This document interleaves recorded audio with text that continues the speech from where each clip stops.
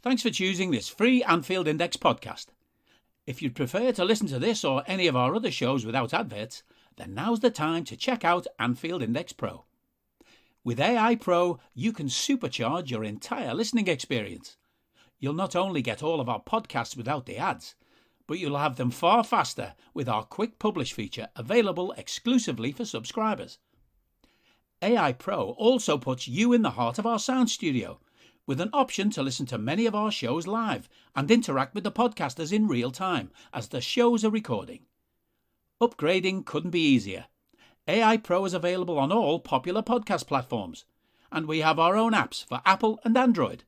Just head on over to AnfieldIndexPro.com and get started today. Hello, everybody, and welcome to the latest Anfield Index Under Pressure podcast. My name's Dan Kennett, and with me to review and preview the upcoming, I'd say make or break. It's the block of games between now and the World Cup that's going to make or break the season. And to join me and help me look at this insane period, I do have my namesake and resident data collection expert, Mr. Daniel Rhodes. Evening, Rhodesy. Evening. Not seen much football over the past. No. What feels like 3 years. Yeah, Yorkshire might have been relegated in the cricket, and England lost to Pakistan tonight. So, well, are you prepared for the possibility? It's not. Are you prepared for the possibility of Yorkshire getting relegated? Well, they haven't scored enough runs. You've got to score runs when you're playing cricket. Yeah. It's either last year's champions or Yorkshire that go down. Anyway, who knows? That's how crazy is that? Anyway, that's enough nonsense. We're here to watch footy, but no data collection for you, Rhodesy. So you've had a couple of weeks off. Yes, it's been a nice break. Well, the last game was Ajax, and that was a lovely collection. The one before that was one of the worst things I've ever watched in my life. Yeah, horror films. And now you've got double headers every week until mid-December. No, end of November, isn't it? End of November. And we're going to come to that. Yeah, but we do have our most practiced sports scientist. He's had more clubs than Tiger Woods. It's Mr. Simon Brundish. Evening, boys. I cannot deny being watching more football than you guys in the last couple of weeks. I imagined every goddamn day. But yeah. So are you, and I hear you've recently been promoted from Derby ladies to Derby men's first team coach, right? Is that correct? I've seen the social media today. Yeah, it seems that way for sure. People in Aldi definitely think so. Who was it? Paul Warne? Yeah, Ward. Yeah, like Shane. Yeah, but it's like I'm believing this is some kind of white bald fella racism. I was going to say you might be a called white Warne. Bald fella. Gone. He might be called Warne, but he hasn't got Shane's hair weave. Bottom. Anyway. You should see the rest of the ball fellas that just came with him. He's the youngest of the four guys he brought down. Is one of them Lee Carsley? No. Oh, okay. All right. Cars is at the under 21s. Oh, right. So he's already there. And they got you involved with the ladies team, please. Crazy, yeah. God. And have you been mistaken for him yet? Actually mistaken for him? Yeah, like 40 times. Because you're in your Derby trackie? Yeah, exactly. Brilliant. Do you go along with it yet, or do you say no one actually speaks to me. It's just very obvious. Look, he's there. Oh, double takes. Is that him? Yeah, like little kids. Is that him, Dad? Yeah, it looks like him, son. That is amazing. I love that. Jesus. Anyway, right. Enough nonsense. Liverpool. Right. Si, Premier League is back. So, right, I said it's make or break. I said it's insane. Just how insane is it going to be? Very. We've got 13 games, 43 days. That is not very long to play. We got 24% of the season's worth of games if we go on to play 54, which is an average amount for Liverpool, and it's 13% of the season. Wow.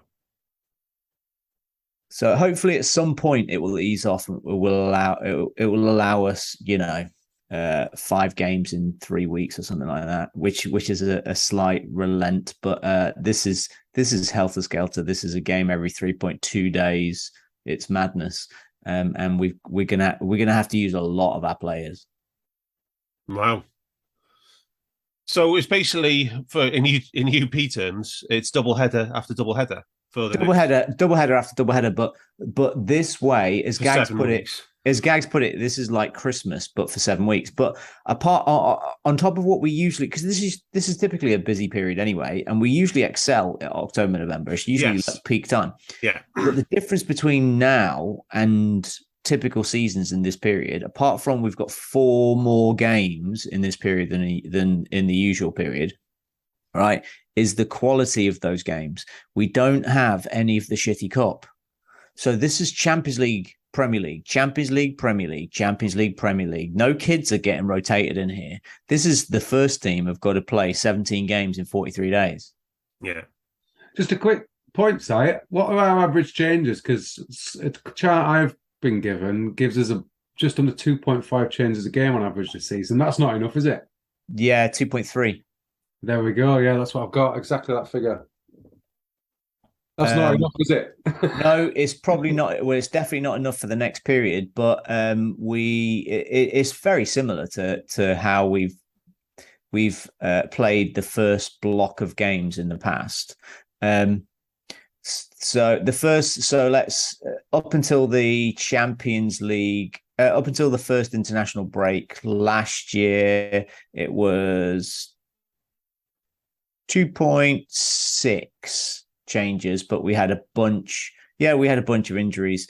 But like what promotes changes is that we have a bunch of small injuries. So there's somebody gets injured and then they're back again, so they get back in the team, which creates change, rather than we have this time an average of 10.3 injuries per game and they're not available.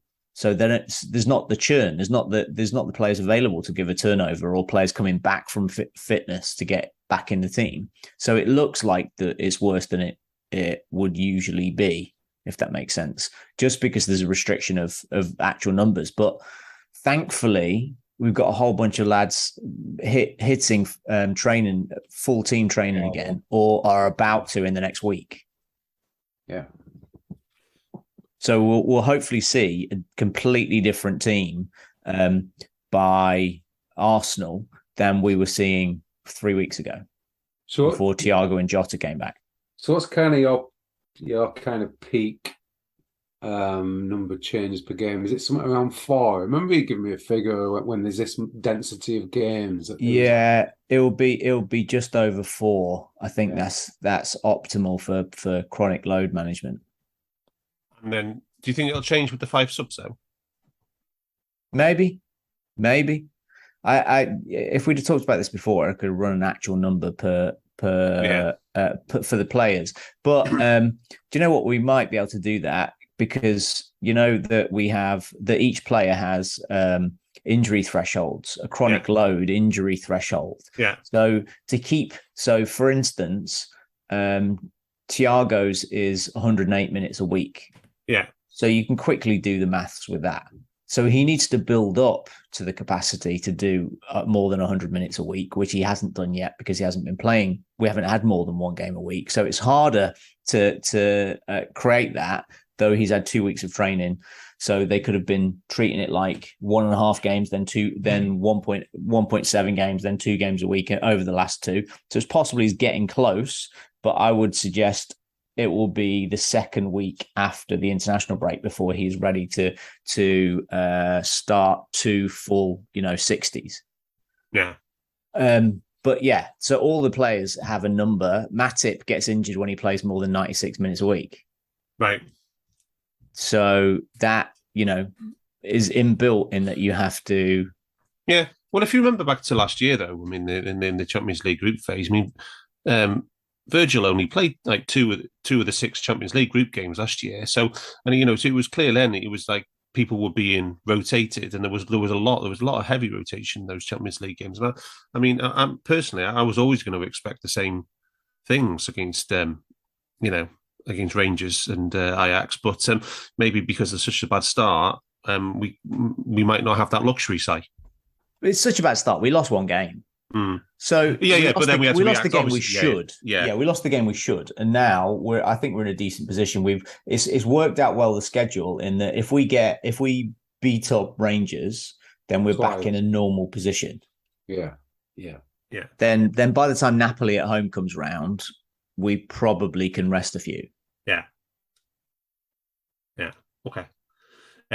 So what's the do we have any actual, what do you call them, training days or rest days? Is it game day plus 2, and then it is recovery day, and then it's a rest day or training day? Do we have any of those in this next block of games, and how many do we have? So we have it's game day plus 4 is the fully recovered day, and we have one of those in the next. We have one between, and it's the first week as well. So we get Brighton, Rangers Tuesday, and then we play Arsenal Sunday. Oh, so that Saturday. Saturday is the game day 4. Yeah. Wow. And that is it. Wow. And it looks to me like we've got 1, 2, 3, 4 matches, 5 matches if you include the EFL on 2-day turnarounds. Yeah, game day plus 3. Yeah. That's where you need the rotation. So that's where the high intensity distance stuff plays a significant role. So both Rangers matches. Yeah, the 8s are going to get rotated a lot. The fullbacks are going to get rotated. I imagine one fullback gets rotated a week, and both 8s interchange. Yeah. And then you got the West Ham and the Forest matches after Man City, and I'm assuming that's because of scheduling TV, because the City game's on a Sunday, and then Forest game's on a Saturday or something. But yeah, we've got 2-day rest there between City, West Ham and Forest, and then between Spurs and the EFL. But then that's going to be academy lads, right? Fingers crossed. Yeah, you'd expect them to be fully academy lads in that. Yeah. All right. Did you incidentally? Did you guys see that the Premier League are voting to have under 21s in the EFL? What, permanently? Yeah, under 21 competition for it to be an under 21 competition for European teams. Oh well, I don't mind that. It seems like a good idea to me. That aligns much more closely to like how the big European countries do their set up. So in that case, then the like Liverpool, Chelsea last year would be the last big showpiece League Cup final, effectively, with 2 big teams going toe to toe. Yeah, okay. You'd think also it's weird, like, because you just watched. I know we're going off tangent a little bit, but you just watched your first ever WSL game, didn't you? Yeah. Let's talk about the result, though. Well, no. Well, it's the only way that Everton can win at Anfield is to play their women. But the even in women's teams, that thing that happened after United went on the World Club Cup tour to Brazil, and then they played ever since that, like some weird paradigm shift, where the top teams started to play like more of their reserves, more of their squad players. And then over the last 10 years, the rubbish teams in the Premier League didn't go, oh, let's take advantage of this. They also started to play their squad players in there, which is weird. And this weird thing that I saw occur over the weekend, because we played FA Cup games the last week as well, the WSL teams and even the Women's Championship teams were playing their squad players in their cup. Wow. So it's become part of the culture. Wow. So I wonder if we go under 21s for the European teams, it might make those lads play stronger teams because they think they might actually have an opportunity to win it. So it's 25 years since Arsene Wenger, and then with his youth Arsenal teams, and then Man United with Keith Gillespie and the likes of what that was about 96, 97, 98, that period. Yeah, it's more than 25 years, but it was Keith Gillespie was 95. Right. So it's almost 30 years then, yeah. Wow. Yeah. But I think the World Club Cup was 99. Yeah, that was the FA. That was the turning point for the FA Cup for sure. For sure. I remember Rafa talking about under 23s or someone playing the League Cup. Hmm. You know, it being a thing. Yeah, in other countries for sure. Right, should we talk about how ready we are for this insane period then, Si? How is our injury situation? First of all, have we picked up any new ones on during international break, either players who've gone away or people who've stayed at Anfield? Yeah, no new injuries. We Good. have Jota has played a little over 100 minutes over the course of 2 weeks, so he's starting to build up his chronic load. Yeah. Darwin has had a full game and then a good 63. Yeah. And scored. Diaz has played 1.5 games as well. Only Virgil and Simi of the outfield players have played 2 full games while they've been away. Right. We've got a bunch of goals. We've got no injuries. And the rest of the lads probably got an opportunity to either how people would see it, rest up or develop appropriate chronic playing loads. So they can top up or refresh over this period so that they're ready to fly for the next block. And some people had that idea that we've just strategized around peaking a little bit later this season and treating the first block as part of pre-season. So you buy that? No, but it is, I suppose it's possible. And if it's true, this is where we start to fly. Well, that's the hope, I guess. So let's talk about the injured players. Ox, I'm guessing he's still long term with his injury. Yes, he's not going to be involved in this period at all. No, I think Ox is probably done until you might expect him to come back at like World Cup, just after the World Cup. Okay, Naby Keita. Naby is supposedly we've talked to the conspiracy stuff, but he's supposed to be back in training next week. Okay, good. Andy Robertson. Robbo is probably another week. He didn't go to Scotland at all, did he? He didn't no, go. He didn't. No, that's not good. And he's probably another. We're looking at the City game for him coming back, I think. Right. Okay, but Tsimikas is okay, you say?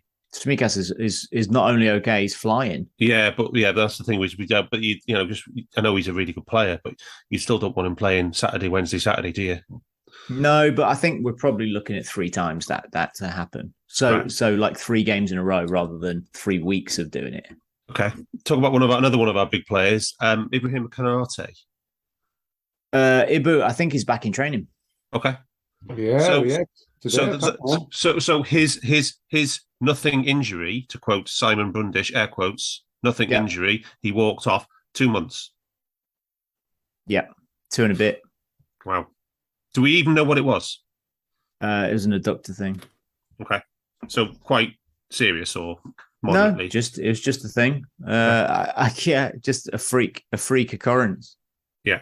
It's mad that we never actually said, they never gave any kind of diagnosis of they never revealed what it was, did they? No one said. Well, they like to not unless somebody leaks it and then they have to talk about it. But they do tend to not talk about it at all unless they have to. What's interesting is you've talked about some injuries here, and then on the injury website, I don't know if it's Ben's or one of the others, it's got Konate as a knee injury. Yep. Yeah. And it's got Oxlade-Chamberlain back on the 16th of October. Well, we shall see. We shall see. I mean, but this is what I'm just trying to portray to the listeners. Don't take much that you hear about injuries as fact. Well, yeah. Even from Klopp. Don't take that as fact either. Especially from Klopp. Right. Curtis Jones, Si. Last time you were on, I think you said it was kind of like growing pains type of thing. Yeah. Related. So this sounds bad. Sorry. I think he is about 2 weeks out. Okay. So, but was it a stress? It wasn't a stress fracture though, no? Yeah.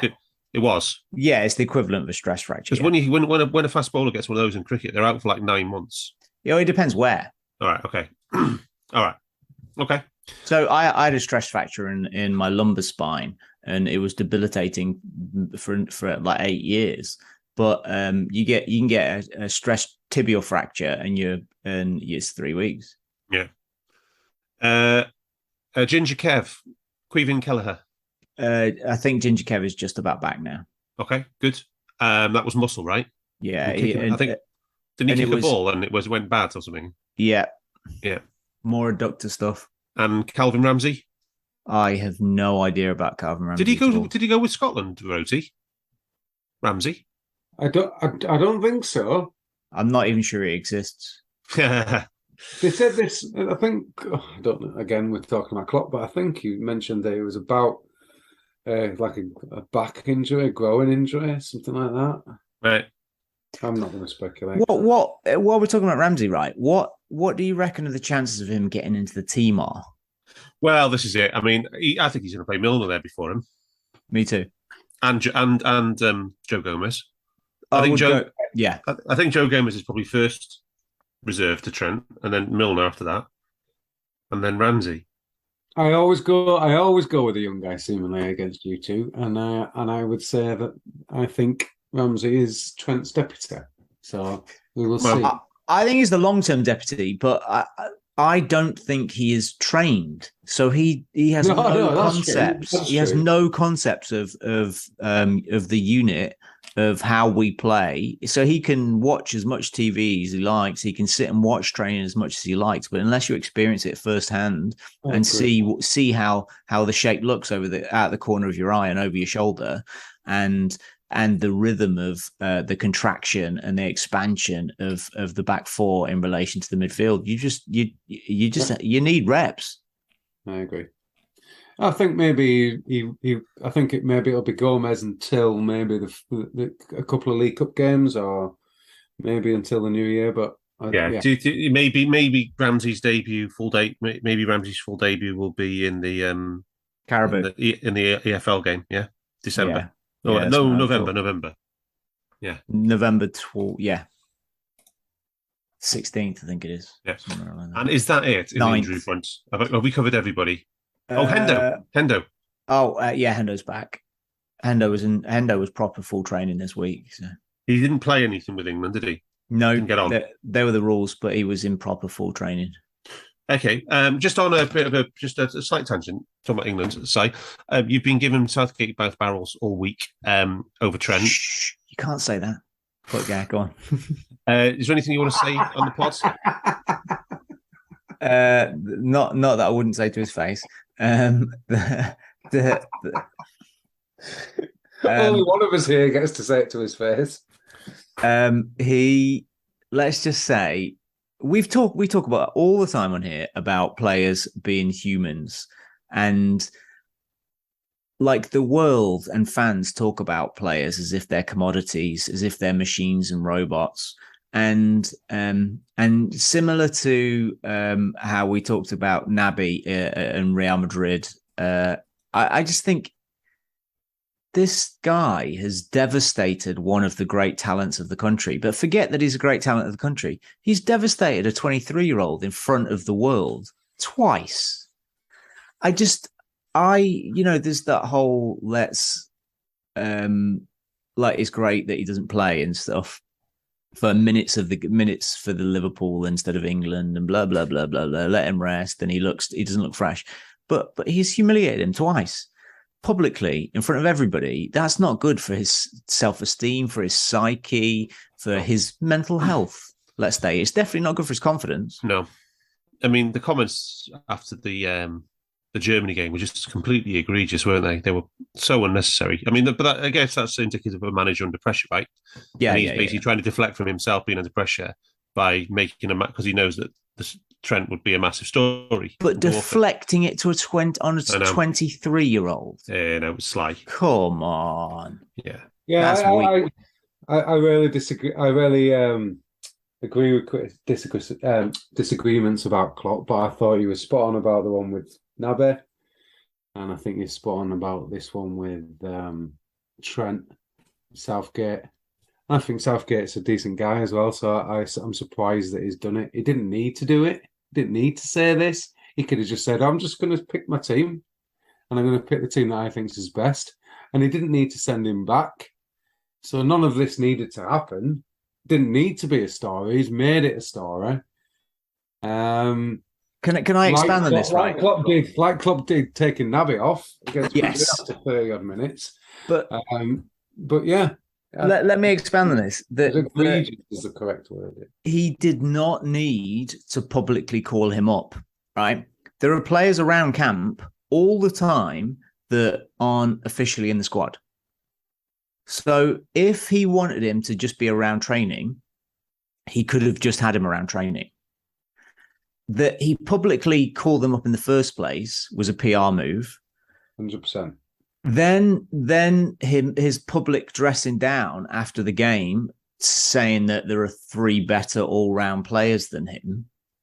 That was just, it was so weak and totally unnecessary, and it was entirely him excusing his shortcomings as a coach by blaming the kid. Yeah. But yeah, he's under pressure, but the FA can't afford to sack him, can he, either? So he's probably going to see out his contract anyway, self-kicked. But anyway, so the circus will go on. And I just want to say on Trent, though, he has been amazing stat from Adam Bates at Ghost Goal on Twitter from Sky Sports. He's one of their data guys. That Trent has been the most creative player in the Premier League since the last World Cup. In terms of expected assists, even more than Kevin De Bruyne. I mean, just let that sink in. Trent's created more chances than Kevin De Bruyne. That's how good he is. But per 90 in a role that suits him, lots of people do say that's the whole point. But if you've got world class, like generational talents, like Si says on Twitter, if you've got those players available to you and you don't adapt your system around that, then I can understand him if he wants to play a defensive system with players sitting back and just holding the line and just playing slightly on the counter occasionally. If that's what he's going to do, I don't think Trent's the guy to do it. So I don't mind that, but just say that. Yeah, don't even call him up in the first place. Just don't say I've got a player here. I think Trippier is a better all-round player than Trent. Just a 32-year-old Kieran Trippier. It's just absolute nonsense. He's just, if you want to say he's better at one-on-one defending, fine. Yeah.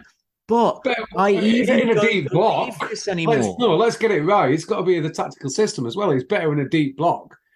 Trippier is absolutely miles worse than Trent if he's bombing forward, trying to be the best creator in the Premier League. It's not even close. But even defensively, I just think there are stories that have been created around Trent that aren't real. He is not in the greatest of form this season. But generally, over the last 3 years, Trent has been above fine defensively. He isn't a vacuous hole. It's not sticking Emil Heskey at left back here. That he is a perfectly serviceable right back whilst being the greatest attacking right back talent of all time. Yeah. But he is absolutely serviceable as a right back. Just if you look at plus minus while he's on the pitch, right? That per 90 over the last 4 years, Liverpool concede fewer goals per 90 with Trent on the pitch than the defensive Chelsea with Reece James do, or any Kieran Trippier team over the last, even adding in the Atletico Madrid nonsense, who and Atletico Madrid never come out for over the halfway line. Exactly. And Trent still sees fewer goals go in behind him. And I don't think the system is constructed to cover for Trent's frailties. I think the system is constructed so to make the most of Trent's talents, but he still has to defend. Otherwise, Klopp would just play him on the right wing. Yeah. I in this debate, I always struggle to comment on Trent because everyone knows I'm biased, but there's been moments of really quality defending this season, and there's been moments of frailty. And Si made a really interesting point. I think it was in the last podcast about Trent having to run up and down the sideline and just genuinely being knackered. So sometimes your concentration goes, and sometimes you don't track your man, and sometimes that happens, and people call that form. But if you're being exposed that much, it's going to happen.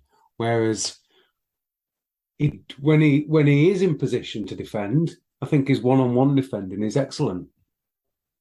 So anyway, let's get off Trent because it's Southgate's issue, not ours.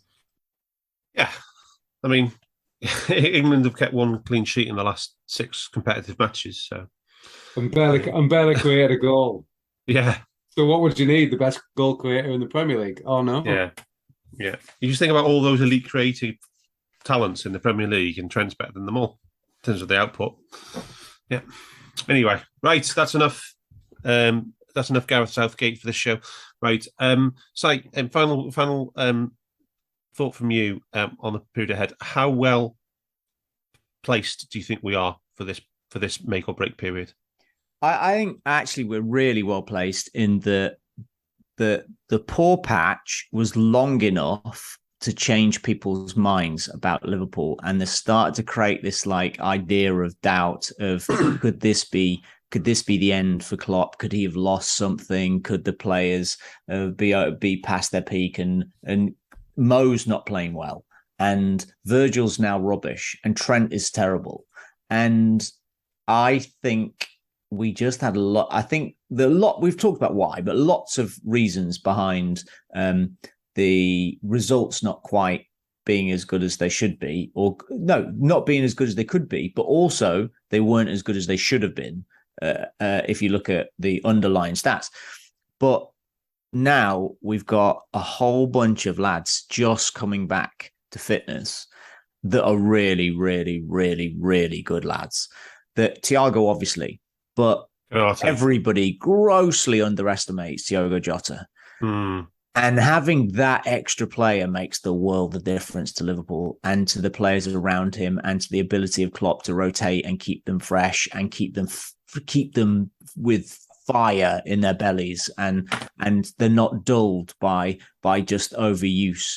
And so it gives Trent an extra target going in behind, and it frees up Mo a little bit, and that we got a bunch of extra midfielders that are just going to be able to rotate, and you can make the most of having Fab and Thiago in together. And this Arthur kid, he looks serviceable to me, and I like the stuff he does. We missed that because he is an addition. Arthur, he didn't go away with Brazil. He's not in the squad these days. He stayed behind, Si. Do we expect him to be used? I'm thinking he's going to be pretty much played 221 games, Dan. Yeah, I'm thinking he's going to be pretty much in the Champions League 11. I think he's going to be one of the 8 in the Champions League fixtures, every single one. And I think he might have played bits and bobs in the Premier League. That's my opinion. Si, what do you think? I think by the end of this period of these 13 games, I will think he will have played the 4th most minutes of a midfielder. After nice. I'm not entirely sure how it's gonna fall, but my guess would be Fab, Thiago, Hendo, Arthur. Right, okay. Yeah. Okay. I think Harvey loses Thiago, Elliott, Arthur, Henderson. That's how I prefer it to be. But we know what Klopp's like. Yeah. I remember we had a big row on the last pod. I didn't think he was ready, but he's so he apparently he's back on. He's got his own personal fitness trainer side. I don't like that. I don't think it's true. Why? It's just one of those narratives. It's personal nutritionist because Liverpool's one's not good enough. The personal fitness, personal nutrition, personal physio. It's just like the stuff you hear from newspapers that like to fill clickbait. But it was from his own Twitter account, or run by his PR people, I guess. Yeah. Like if I would have walked into the changing room with Fabinho's wife and gave him every expletive you could find to get rid of whoever the extra So curricular staff are. So and would you've been your very opinion consistent on this since day one of this podcast, Simon. so just for instance, right, if it was revealed that Artur did have an Insta trainer, you'd be going down around there with a double barrel shotgun, right? Yeah. I'll go and punch him in the face. Yeah. But right. So quickly, two things. If he needs to get fit because he hasn't been in training at Juventus, why didn't he have the personal trainer then? Yeah, exactly. And why there is only so much physiological adaptation a body can achieve, is open to, is susceptible, receptive to. And that's the stuff needs to be guided by Liverpool's team. Yeah. Liverpool's team of backroom staff. He is here full time, and that's what he'll be experiencing. And so any extra is extra on top of that, on top of optimal levels of training adaptation, is detrimental. So it'll actually be worse for him. He'll get less fit because you just overtrain. So it's pointless. It's silly. We already have world-class staff. All we have to do is be exposed to that. And he is, and he has been, and he's getting much fitter, and he's also getting used to the training methods. And that I'm not on board with any of the nonsense about Klopp not wanting him, because he wouldn't have signed him in the first place. If Klopp signed somebody he didn't want in his 6th season of his power at Liverpool, he is not the man that we all believe he is supposed to be. Agreed.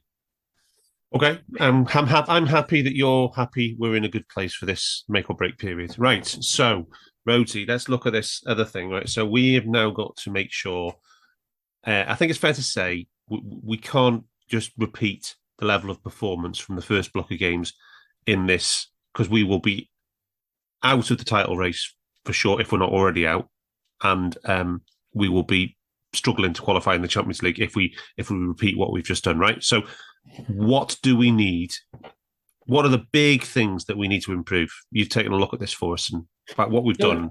So the season summary so far, I've had a look at two things. I've had a look at all the games, Champions League and Premier League. And our goals per game is 2.25 and 1.38 for the opposition, with a 0.88 goal difference. 1.38, that's for a start. That's too high. It's far too high. 40% too high. Yeah, at best. Yeah. At least 40%. Non-penalty goals, 2.1 to 1.2.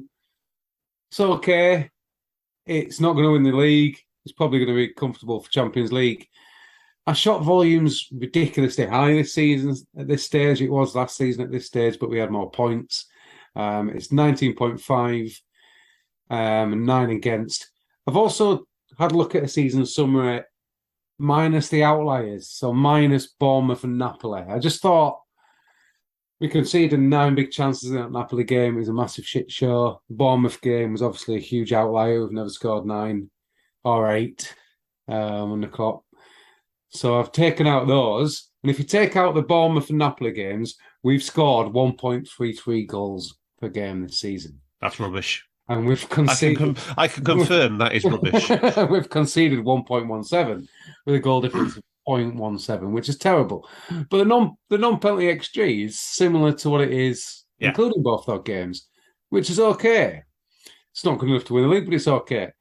The shots is similar. It's 12 compared to 10.3 difference. Shots on target, for and against, is very similar.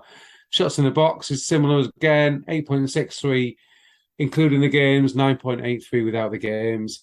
My main issue was the Napoli conceding 9 big chances. So we were minus 0.25 difference in big chances, which is mid-table. Yeah. And if you take out both those games, it's 1.83 each. That's rubbish as well. So that's mid-table. Yeah, I can confirm that is rubbish as well. Oh, that's rubbish. And the shot quality is actually 0.96. Oh, Jesus, really? That's league average. For us, without the Bournemouth and Napoli games, and 0.124 for the opposition. Yeah. So we are So even though the big chances are equal, we are taking too many shots in poor positions, either because there's too many players blocking the shots. Because we're taking plenty of shots inside the box. There's no issue there. Taking plenty of shots inside your box, but we're taking shots. There's no point in taking a shot if there's 4 people in front of you. So our shot quality is poor and the opposition shot quality is excellent. Now, coming to look at our shot zones, if you go to understats figures, we have scored 3 goals outside the box from 0.76 XG in the Premier League. So we're overperforming there, which is what you'd expect. Were they all in the Bournemouth match? Not sure. I think Diaz had another one, maybe in another game. Oh, Palace, wasn't it? Palace. Might have been. Yeah. But we've scored 5 goals from 7.3 XG inside the penalty area and 6 from 6 XG inside the 6-yard box. So there's not that much of an issue there. We're not. Yeah, what we always say is good teams usually outperform their XG by typically a ratio of 1.1 to 1.15 more than their XG. So what we'd want to see is, what did you say our XG was inside the box? Inside the penalty area, it's 7.33, and we scored 5. So normally we probably want to see, if we were 8 from 7.33, that would be a nice. That would be a typical level of overperformance. But so we're probably 3 games. That seems to be teams sitting deep when they're ahead against us. Yeah, because the other concern is our goal difference at +1. And let me emphasise this a lot. We've had 9 minutes at +1 goal difference. Yes, leading. That's just crazy. Yeah, and then more than +1, which is obviously the Bournemouth game. We've had 80 minutes at more than +1.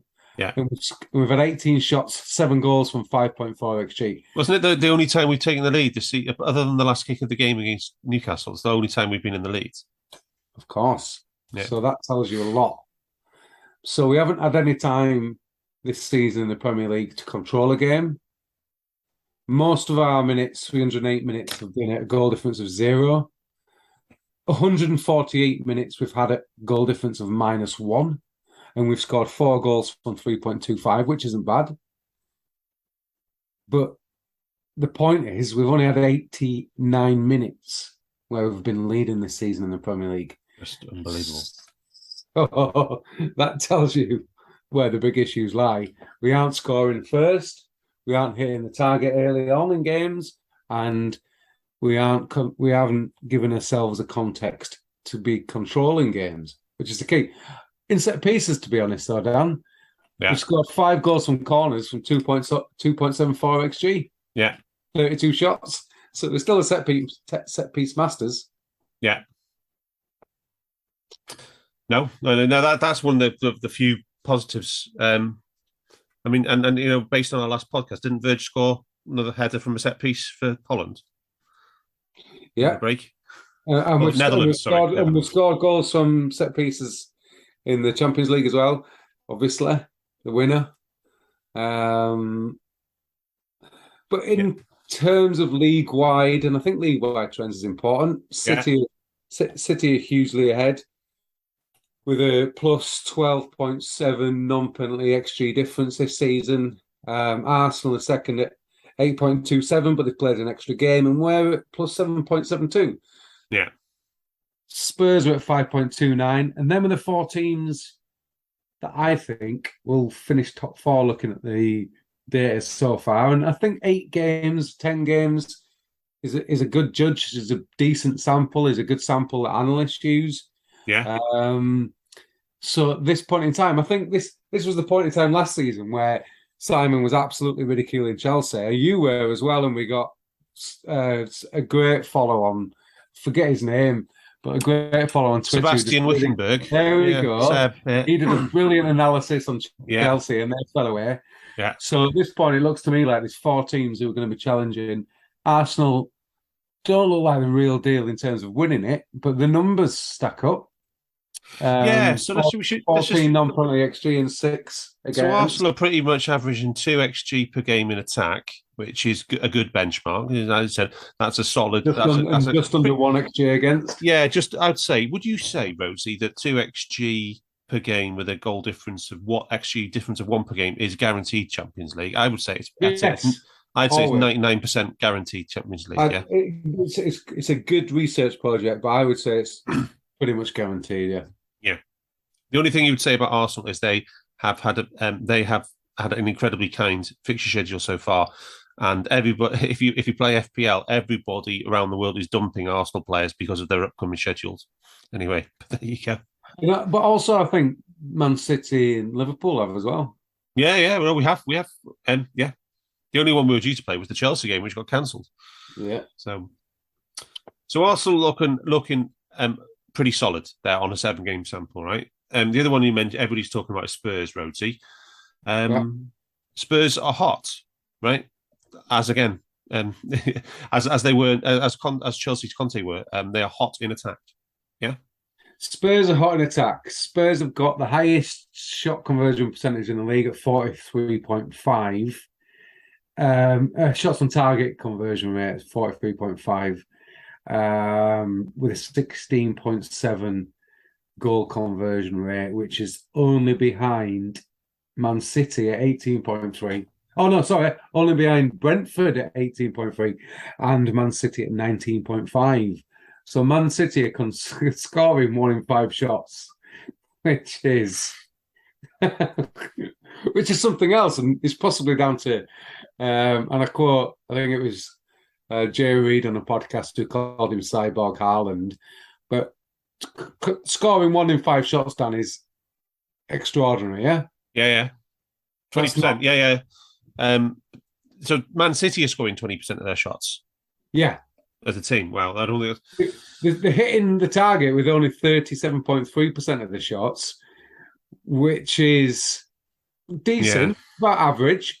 But they're scoring with 20%. Just while we're there, I mean, Si, you've got numbers for all the big players: Ronaldo, Messi, Aguero, Salah, Suarez, Gomez. No, none of these players average 20% conversion, do they? Over career or seasons, right? No, like last 5 seasons, Ronaldo's is 9. The peak seasons for everybody. Messi apart, Messi's had 30% conversion in 2 seasons. But like set those aside, the greatest strikers on earth are between 18 and 23%. Not for careers, just for their best ever season. So what you're looking at now is Brighton, Man City, Arsenal converting at like Brighton, Brentford, City. They're converting like their prime Alan Shearer. Yeah, I mean, even with Haaland, right? And he is. Let's acknowledge how good he is. City aren't going to keep up, an 18-20% conversion rate for that long, are they? No, and also as good as they are, as good as he is, he's also not going to be scoring a goal every 22 touches. Yeah. Also, just for context for some of our shot figures, Dan, Man City have had the most attempts on goal with 118. We've had 117. Yeah, but we've played a game less. Arsenal have had 116. In terms of shots inside the box, we've had 92. The next best is Arsenal with 81. Spurs have had 78. Man City are 4th with 75. And they've played a game more. So there are some little niggly figures that tend to give me some confidence. And then I look at the big chances taken by every single side in the league. And Man City have had 29. So if you're creating... And they've scored 15 of these 29. So that's good. That's good. They're converting over 50% of their big chances. That's what we were last season, Rhodesy. Which is obviously the Haaland record. We've converted 5 of our 16 big chances. Yeah. Which is terrible. Yeah. It's underneath the average. But remember what I said at the season review part? Like we were the best. We had the best conversion rate in attack on big chances, and the opposition had the worst conversion rate of their big chances against us. Yeah. And we were top of both last season. I know there were some analysts who don't like big chances, but I still haven't heard of valid argument to me that says that they don't indicate some kind of good quality play by team to create them. Brentford are second with 22, then Arsenal with 20, then Brighton with 17, and we are fifth with 16 big chances and 5 scored. Yeah. Brentford have scored 10 of their 15 big chances. Big chance conversion is around 30. Is it 37, 38? 37%. Can I tell you something that just surprised me now that I just looked up? Right. Haaland's career, 34%. Yeah. So there you go. Not big chance, career. Yeah. Or career conversion. Career conversion rate, 34%. Yeah. It just shows you how close the goal is. Goals to shots. Yeah. He's got the if you look at the meters, average shot distance, 10.8 meters, and Mose is like 15 and a half. Yeah.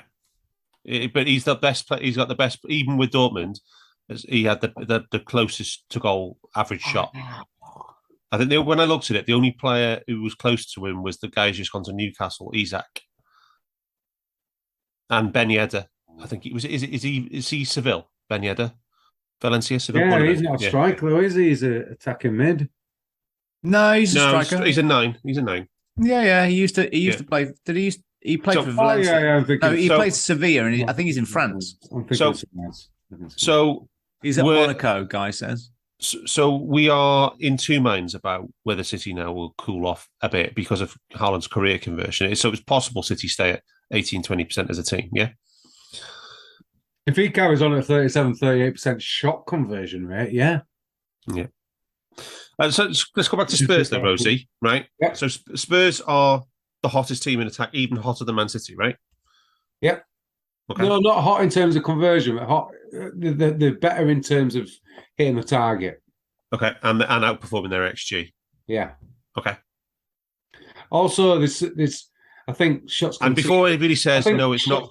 Before he says no, it's about humming Son. No, it's not Son because Son didn't score at all season, and I think he's now after what was the game where he's got the hat trick?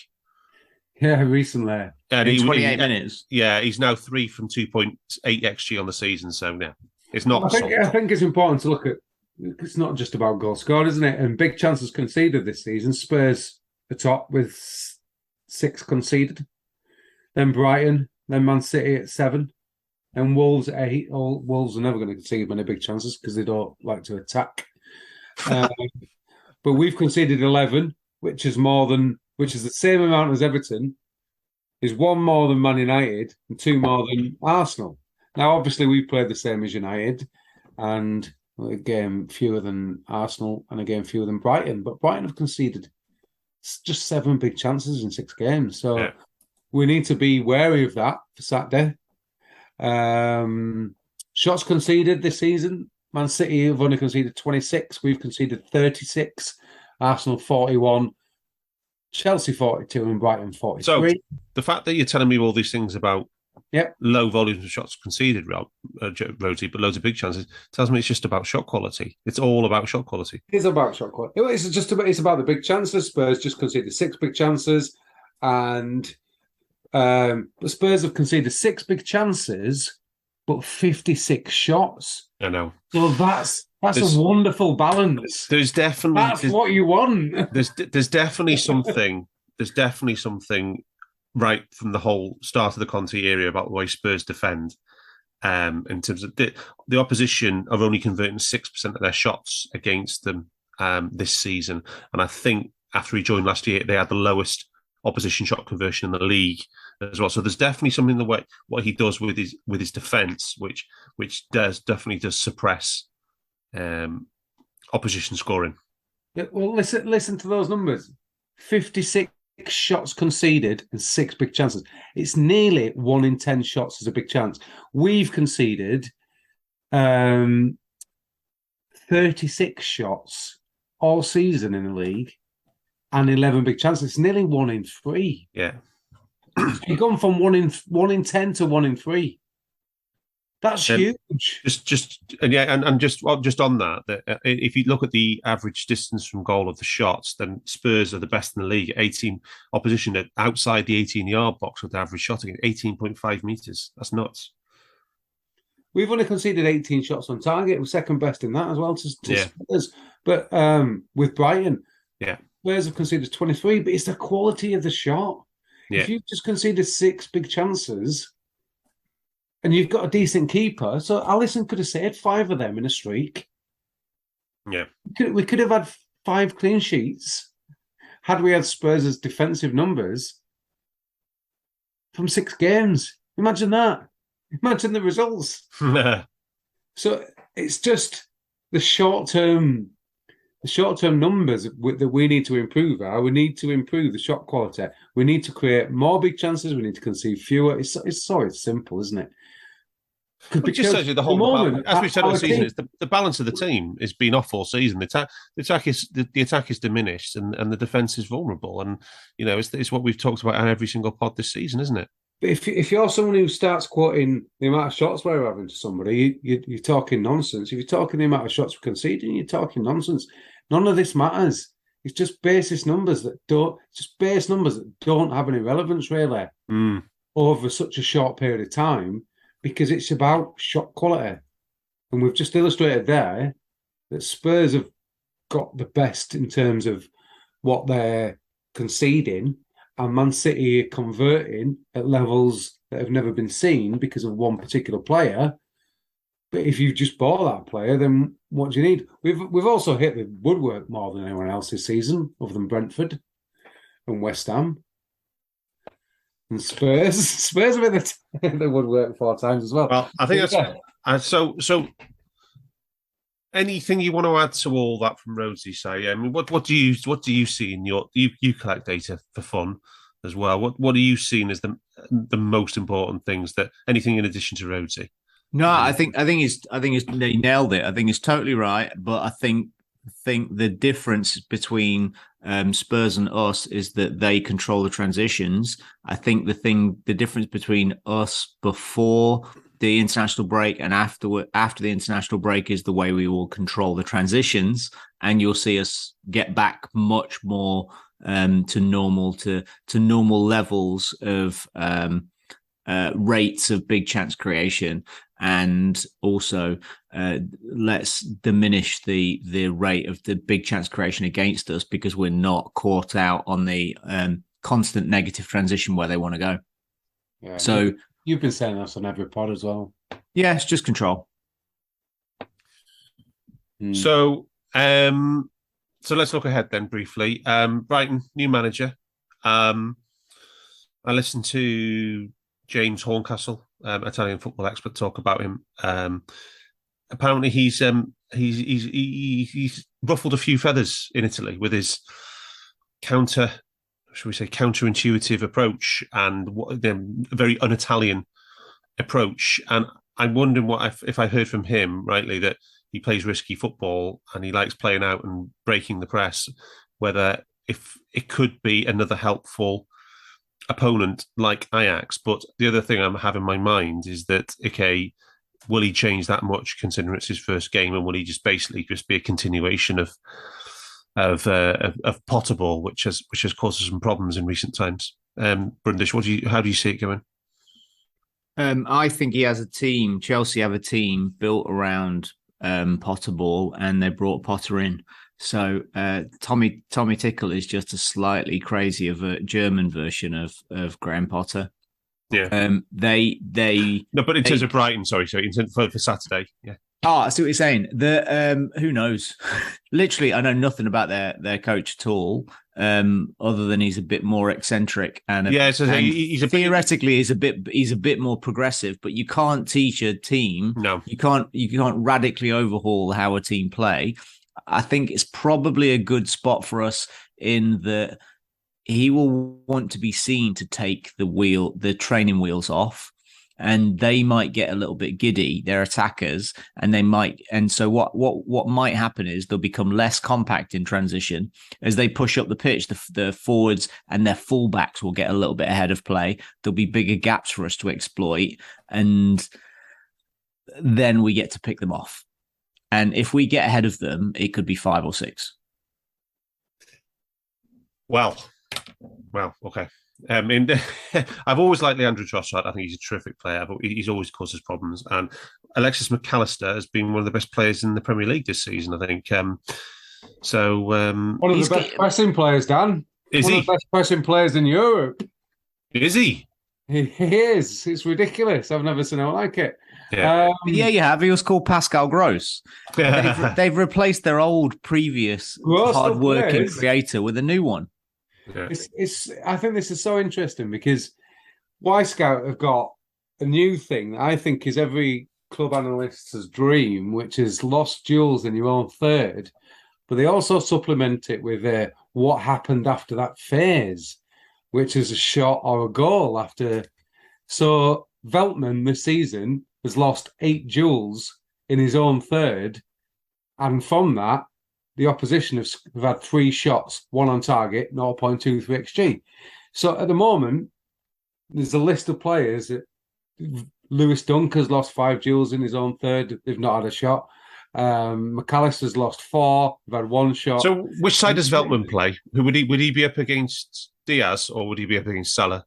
Veltman will be up against Diaz. Okay. But the interesting thing about Brighton is they've lost 41 duels in their own third so far. Well, in the last 5 games, because Y-Scout only does a 5-game report for some reason, which I hope. But is that? I don't know what. I hope someone's listening from Y-Scout. Is that good or bad though? Is that good or bad, Rhodesy? 41. Well, you're either looking at form or you're looking at. I think both would be good if you had both numbers. So if you had season-long numbers and then your last 5 games, which is form. But anyway, they've not conceded any goals. And they've only conceded 0.6 XG from losing duels in their own third this season. So they're really good at recovering. But Veltman's the person to target. Anyway, that's another one. Their corners, Pascal Gross still takes them. And he's taken 17 corners in the last 5 games, 9 from the left and 8 from the right. They've had 6 shots from the corners in the last 5 games, no goals, 0.3 XG. So that's a clear point of advantage for us in this match. Then doesn't seem like there's a point of advantage in set pieces. Seems like quite easy to defend against. And Lewis Dunk, who is someone that we would consider quite strong in the air. Yeah, very. Has been terrible this season so far. So I don't know if that's a target or not. In terms of who's going to pressure us when we're on the ball and playing it out, Danny Welbeck and Pascal Gross, the guys who have been doing it in the final third, and Alexis McAllister and Casido, the guys who have been doing it in the middle third. They're the 4 to watch. Right, final one, Si. What do you see? How strong do you see us going for Sunday with players who are coming back from internationals? Because if I'm looking at this right, that Diaz played only yesterday, overnight UK time, right? Yeah. Are all the internationals now finished? Yeah. So players are going to be coming back for what, Thursday, maybe Friday? Most players will be back tomorrow, and Diaz will be back tomorrow night, I think. So I think everyone else should be back in training tomorrow. And are you think it's going to be the Ajax team? Maybe Hendo for Elliot. Yeah, I think it's going to be as close to the first team as we've had out this season. Right. So Diaz, Jota, Salah. Fab, Thiago, Hendo, Matip, Trent, Tsimikas, Virgil. That would be my thought, though there is a very real possibility it could be Darwin for Diaz. Because of travel. But even then, he's only been in New York. Who? Colombia? Yeah. All right. Okay. All right. Okay. As you remember from my message. Yeah, exactly. That's the only reason I know. Which was hilarious. Just for anyone listening, Diaz wasn't allowed to be tackled when he was doing a session with Red Bull. On whose instructions? Well, I'm assuming the Colombian on his instructions, but maybe it was Klopp. Yeah. If you've got a load of 17, 18-year-olds trying to tackle an international, it might not end well. Yeah. I just wanted to, by the way, I just wanted to say that Alexis McAllister's so good this season. He actually played for Argentina yesterday. He started a match for Argentina in centre mid. So, yeah, that shows you what the level he's improved to. Nice. Didn't the Julian Alvarez play as well? Yes, he scored. Yeah, thought so. He's not good enough to get in City's team. No. Shocker. No.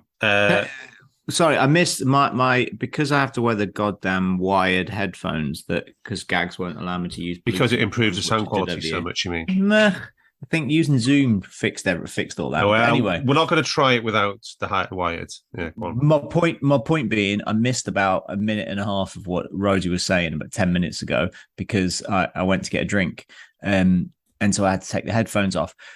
Did he mention the set piece XG for Brighton? We mentioned that we think we have a clear advantage on set plays. Yeah, that's okay. I just wanted to point. Do you have the numbers? They've got a minus 1.79 XG difference, and we've got a positive 2.6 XG difference. Yeah. So we will batter them from corners. Yeah. Yeah. It could be like the Ajax game where we have literally 6, 7, 8 shots, right, from set plays. Yeah. I'd have thought so. It's a really interesting chart side from the Opto analyst on Twitter, which was the proportion of passes ending in each third this season. And Newcastle have got the highest proportion ending in the final third at 35%, but Brighton are second with 32%. Is that a thing? I think what it shows is a tactical approach that of the number of times you have to come out of your defensive third into your attacking third. So most of Liverpool and City's passes are in the attacking third, not into the attacking third. Starting, so that will include it, but ours will start and end in the third, yeah. Whereas Newcastle, exactly, directly. Liverpool's and Man City's are virtually identical. 21-19 in the defensive third, 51-54 in the middle third, and then 27 each in the final third. But I just thought that the Brighton and Newcastle, and they're two of the tallest sides in the league. Yeah. It does surprise me. If that was the thing. Brighton, the second highest, does surprise me considering what Potter's game is all about. But it does. It did me. I've got it in notes. But they have been good this season. They have been generally quite a good team this season in the Premier League, haven't they? I mean, they're like 6th for pretty much all XG metrics, right? Underlying numbers.